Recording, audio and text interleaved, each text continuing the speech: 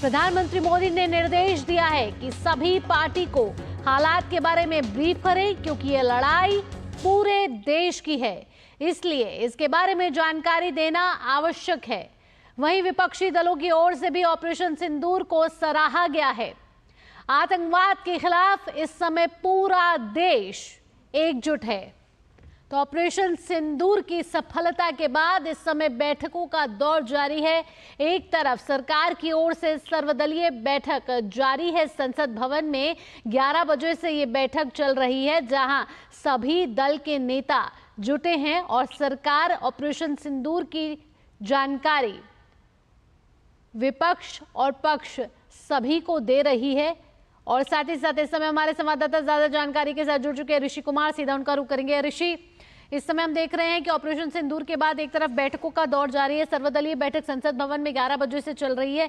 बात करें पक्ष विपक्ष की, दोनों इस समय राजनीति को एक तरफ रखकर देश एकजुट नजर आ रहा है। विपक्ष के कौन कौन से दल के नेता इस समय सर्वदलीय बैठक में मौजूद हैं और कब तक ये बैठक चलेगी?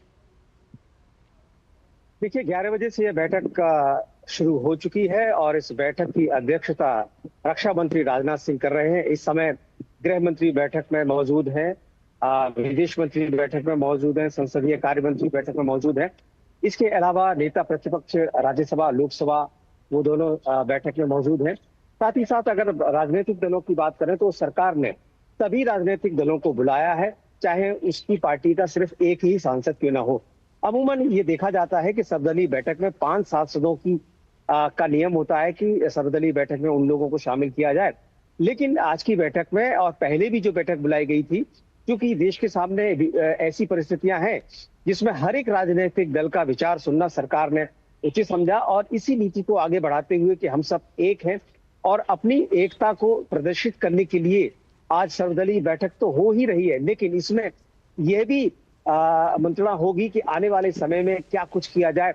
क्योंकि ऑपरेशन सिंदूर के बाद जो परिस्थितियां बनी है, जिसमें कि हमने जो आतंकवादियों को मुंहतोड़ जवाब दिया है, उसके बाद जो परिस्थितियां बनी हैं पाकिस्तान की तरफ से, क्या कुछ होने वाला है या होने की उम्मीद है, बहुत सारी ऐसी बातें हैं जिनको कि सरकार विपक्ष के सामने रखेगी। तो इस समय हम कह सकते हैं कि देश का संपूर्ण विपक्ष एक छत के नीचे सरकार के साथ बैठकर मंत्रणा कर रहा है, चाहे वो वामपंथी पार्टियों के सांसद हो, चाहे वो समाजवादी पार्टी के सांसद हो, तृणमूल कांग्रेस के सांसद हो, या फिर जिस तरीके से जो एनडीए की समस्त जो एलाइज हैं उनके सांसद हो। सभी सांसद अलग अलग राजनीतिक दलों के इस समय प्रतिनिधित्व कर रहे हैं अपने अपनी विचारधारा का, अपनी अपनी राजनीतिक पार्टी का, जिसमें कि सरकार भी ये स्पष्ट कर रही है कि जो पहलगाम का हमला हुआ और उससे पहले भी जो पाकिस्तान की ने जो कार्रवाई की है, जो कायराना हमले किए हैं भारत पर आतंकी हमला के माध्यम से, उसको लेकर जिस तरीके से अब सरकार जीरो टॉलरेंस की नीति पर आगे बढ़ी है और जो अब तक कार्रवाई की है ऑपरेशन सिंदूर के माध्यम से, या जो भी बॉर्डर पर परिस्थिति बनी है उसकी समस्त जानकारी दी जा रही है। विपक्ष भी जिस तरीके से तमाम सांसद हैं, उनके जो नेता हैं, पिछली बार भी हमने सुना था कि उन्होंने कहा कि हमने सरकार को कुछ सुझाव दिए हैं। तो देखना होगा कि इस बैठक के बाद क्या कुछ बातें निकल कर आती हैं, उन्होंने क्या अपने पक्ष रखा है।